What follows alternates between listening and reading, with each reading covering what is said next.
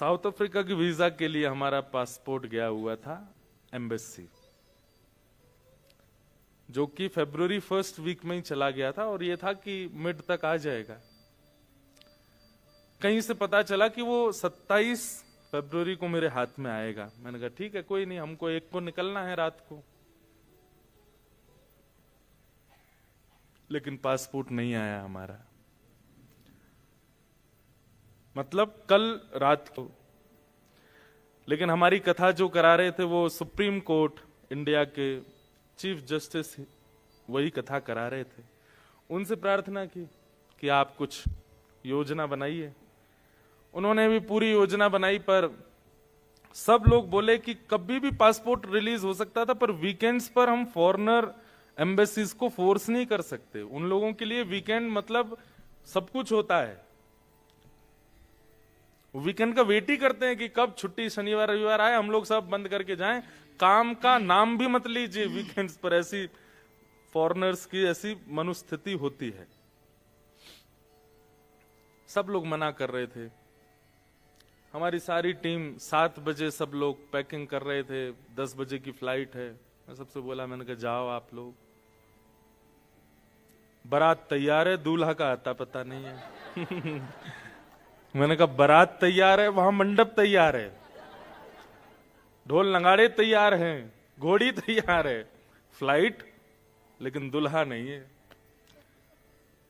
लेकिन अभी तो हम बहुत हंस रहे हैं, लेकिन वो बहुत टेंस वाला वो था। अब मैं अपनी ही कथा सुन रहा हूं अंदर ही अंदर। मैं सोच रहा हूं कि मैं कथा में क्या कहता हूं, कैसी भी परिस्थिति आ जाए विचलित मत हो। अब मैं सोच रहा हूं कि विचलित मुझे होना नहीं है, और तभी मैं देखता हूं कि नैरोबी से कॉल आ रहा है, तो मैं विचलित हो जाता हूं कि मैं क्या करूं। यहां इतना सब अरेंजमेंट हो गया, फिर भी मैं बहुत अपने मन को समझा रहा था, विचलित नहीं होना है, बिल्कुल परेशान नहीं होना। ठाकुर जी ने कुछ अच्छा सोच के रखा होगा। हो सकता है कि मैं अभी पहुंचूं और वहां शायद कुछ घटना हो जाए, इसलिए ठाकुर जी रोक रहे होंगे कि भाई अभी मत जाओ। ऐसा ऐसा मन में विचार करने लगा। ठाकुर जी सब भला ही सोचते हैं। लेकिन अंत में बस केवल हृदय से एक भाव हमारे ठाकुर जी के प्रति। यहां देखो श्रीनाथ जी और वल्लभाचार्य जी का बहुत सुंदर मिलन चित्र है ये। हमारे ठाकुर जी श्रीनाथ जी हैं छोटे से। हमने उनसे प्रार्थना की, मैंने कहा ठाकुर जी हम जहां भी जाते हैं आपकी इच्छा से जाते हैं। आपने इच्छा प्रकट की थी कि आपको जाना है नैरोबी, तो फिर पहले ही कुछ योजना ऐसी बनाते कि इतनी व्यवस्था वहां न हो पाती और कैंसिल हो जाता। अब एंड मूवमेंट पर ये क्या चल रहा है माहौल, आप लोग विश्वास नहीं करेंगे। फॉरेन मिनिस्टर तक से हमने बात कर ली और पासपोर्ट रिलीज होने का कोई चांस नहीं। उन्होंने भी ये कहा कि 12 बजे से पहले हमको पता होता तो भी हम कुछ करते। अब तो शाम हो गई है, 7 बजे मैं बात कर रहा हूं। बोले अब कुछ नहीं हो सकता। हमने फोन्स तो बहुत सारी जगह कर दिए थे कि कोई करवा दे। ये सब लोग अपना सामान रख चुके थे गाड़ी में, मैं बस बैठा था, अब देखें कोई बात नहीं जो होगा। And suddenly south African embassy के, अब या तो वो एम्बेसडर थे या कौन थे मुझे पता ही नहीं है, उनका कॉल आया था। And he was speaking, am I talking to Indresh Sharma? I said yes. Within 25 minutes, please come to South African Embassy and take your passport. और ये 7 बजे की बात है, 10 बजे की हमारी फ्लाइट है। इम्पॉसिबल, हो ही नहीं सकता। कभी शनिवार के दिन, वो भी 5 बजे तो नॉर्मल टाइम होता है कि सब लोग अपने ऑफिस से चले जाते हैं घरों को। एम्बेसी स्पेशली खोल करके पासपोर्ट निकाला। और एक और बात, वीजा अभी तक ग्रांटेड हुआ नहीं था साउथ अफ्रीका का। वो भीतर गए और जाकर के उन्होंने वीजा स्टिकर लगा करके तुरंत हैंडओवर किया। और मुझे उस समय कुछ याद नहीं आया, केवल लाल जी। अब मेरे पास में जिन जिन लोगों को मैंने बोला था कि कैसे भी रिलीज करवाओ, उन सबके फोन आ रहे हैं। वो लोग क्या कर, मैं एयरपोर्ट जा रहा हूं, महाराज जी इस बार के लिए क्षमा प्रार्थी है, हम कुछ नहीं करवा पा रहे हैं। मैं कोई बात नहीं, कोई बात नहीं, मंडे को देख लेना। और आप विश्वास नहीं मानोगे, जितने फोन कॉल्स आए सबने मना कर दिया। बोले कि इस बार हम कुछ नहीं कर पाए, मंडे को हम पक्का रिलीज करवा देंगे। मैंने कोई बात नहीं, बिल्कुल, मैंने किसी को नहीं बोला कि पासपोर्ट मिल गया है। और मैं आज तक यही सोच रहा हूं कि ये मिला कैसे, ये हुआ कैसे। अब वो एम्बेसडर को या जो भी, उसको हमने फोन करके पूछना भी नहीं चाहा कि किसने तुमको बोला, क्यों वो विश्वास मैं चाहता हूं कि मेरे मन में रहे कि नहीं, लाल जी नहीं करवाया, या मैं लाल जी की कृपा है। तो ये पूरी बात हमने इसलिए बताई है कि बहुत मेहनत लगी है हमको यहां आने में। आप लोग उसका रिवर्ट जरूर दीजिएगा, और रिवर्ट केवल आपको इतना देना है कि जो भी भाव आप सुनेंगे यहां पर, मैं अभी तक सोचा ही नहीं मैं क्या बोलूंगा, जो भी भाव प्रकट होगा बहुत भाव से सुनिएगा, उसको इंप्लीमेंट करने का प्रयास कीजिएगा अपने जीवन में। ये देखिए, गुस्सा होना, नाराज होना, डांटना, झगड़ना, ये सारे दोष हैं, पर यदि प्रेम के अंतरंग हो तो यह एक गुण है। जहां प्रेम में झगड़ा ना हुआ हो, जहां प्रेम में लड़ाई ना हुई हो, जहां प्रेम में थोड़ी भी नोक झोंक ना हुई हो, वो प्रेम कैसा। एक माता जी थी, अपने ठाकुर जी की सेवा करती थी। अब एक चीज बहुत ध्यान से सुनिएगा, ऐसा कभी मत मानिएगा कि आप भक्ति मार्ग में आ जाएंगे तो आपकी लाइफ से सारी दुविधाएं चली जाएंगी, ऐसा कभी नहीं हो सकता। अगर ऐसा होना होता तो कल हम रो नहीं रहे होते पासपोर्ट के लिए। मैं भाई यहां बैठ करके प्रवचन केवल आपको कोई नया ज्ञान नहीं दे रहा, आप बीती भी बता रहा हूं, अपने ऊपर जो घटना घटी वो भी बीच बीच में कोट कर रहा हूं। तो ये मत सोचिएगा कि अगर मैं कथा वक्ता हूं, अगर मैं नाम जप रोज करता हूं, मैं अपने ठाकुर जी, तो मेरी लाइफ में बहुत स्मूथ है, मेरी लाइफ बहुत सिंपल है, बहुत स्ट्रेट है, कोई दिक्कत नहीं। ऐसा नहीं है, सब है। अब कल ही की एक घटना और सुनो। हमको ये नहीं पता था कि यहां आने के लिए वैक्सीनेशन चाहिए होती है। वो तो भगवान की कृपा की हमारे एक भैया एक दिन पहले आ गए, उनको एयरपोर्ट पर पूछा गया वैक्सीनेशन हो गई, बोले हाँ कोविड की। वो कोविड की नहीं, येलो फीवर की। बोले ये क्या होता है। अब ये भी लोग भी इतने व्यस्त थे कि उन्होंने बताया ही नहीं हमको कि यहाँ, ना हमको पता था कि भाई ऐसा कुछ होता है। अब उसका फोन आया, महाराज जी वैक्सीनेशन करवा के आना। मैंने कहा भाई ये क्या भला है। मैंने कहा कथा सुनाने के लिए सुई तो मैंने कभी नहीं लगवाई, ये पहली बार ऐसी विदेश यात्रा जिसके लिए वैक्सीन लगवानी पड़ेगी।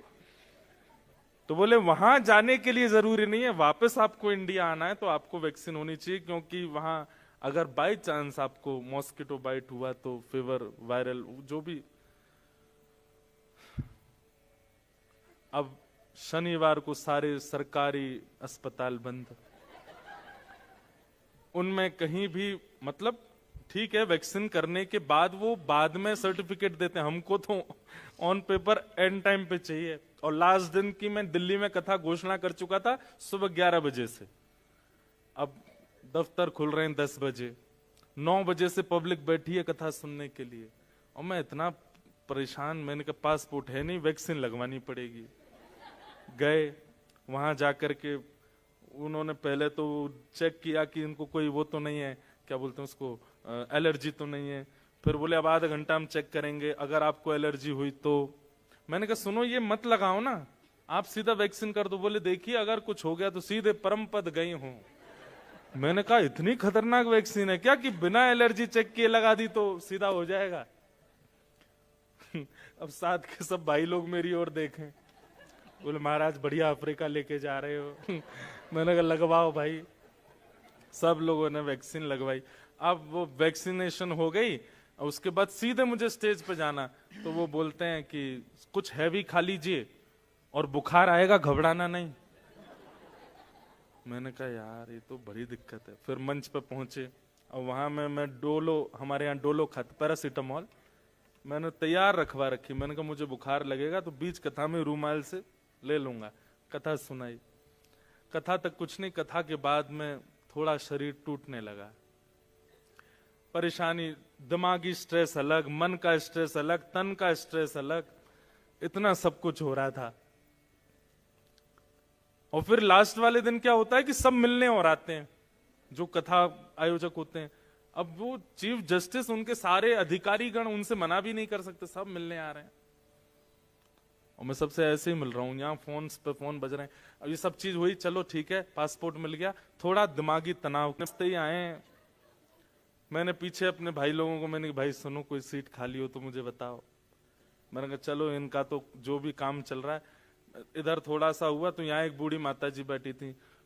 अब I just want to say just please make some distance. मैंने कहा क्यों? I have some personal issues, I just want you should not touch me. मैंने कहा अरे भगवान, मैं पूरे रास्ते ऐसे आया हूं मुंबई से नायरोबी तक। भैया इस कथा के लिए बहुत इन्वेस्टमेंट किया गया है तो आप ये नहीं कह सकते कि साधक की लाइफ बहुत इजी होती है। आप वैष्णव हो तो आपकी लाइफ में कोई दिक्कत नहीं होगी, ऐसा नहीं हो सकता। पर यदि आप वैष्णव हो, यदि आप भक्त हो, यदि आप हरि चिंतन करते हो, यदि आप भक्ति मार्ग हो, ठाकुर जी से प्रेम करते हो, सिचुएशंस तो आएंगी लाइफ में, पर आप उसको सिर पर धारण नहीं करोगे, उस सिचुएशन से परेशान नहीं होगे, टूटोगे नहीं। वो परेशानी तो देगी, पर बाद में वो ऐसी हंसी में परिवर्तित हो जाएगा जैसे हम हंस रहे हैं। बस ये होता है लाइफ में। तो जो आपके कर्म हैं, जो आपका प्रारब्ध है, वो आपको भोगने से कोई नहीं रोक सकता। पर हां ये हो सकता है कि नाम जप, सत्संग और भगवत भक्ति, इससे वो आने वाली परिस्थिति जो आपको तोड़ सकती थी वो आपको तोड़ेगी नहीं। आएगी तो सही, फील तो होगा। मैं कथा में कहा करता हूं कि भक्ति is just like anaesthesia injection.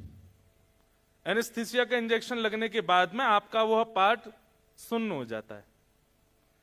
अब चाकू तो लगाया जा रहा है, ब्लीडिंग तो हो रही है, ऑपरेशन तो हो रहा है, पर आपको पता नहीं चल रहा है। ठीक वैसे ही लाइफ में सब कुछ होगा जो नॉर्मल एक व्यक्ति के जीवन में होती हैं, परेशानियां, स्ट्रेस, डिप्रेशन, सब कुछ होगा, पर आप थोड़े से नम हो जाओगे, थोड़े सुन्न हो जाओगे, थोड़ा ज्यादा फर्क नहीं पड़ेगा उस चीज से। ये भक्ति का स्वरूप है। तो आई जस्ट वांट टू से कि इन 3 दिनों में आपकी पूजा भक्ति में परिवर्तित हो जाए तो हमारा यहां आना सार्थक होगा। आपको ठाकुर जी से प्रेम हो जाए। श्री कृष्ण सबके हैं, पर उनसे कोई संबंध आपको अनुभव हो, वो कौन है मेरे, वो केवल परमात्मा नहीं है,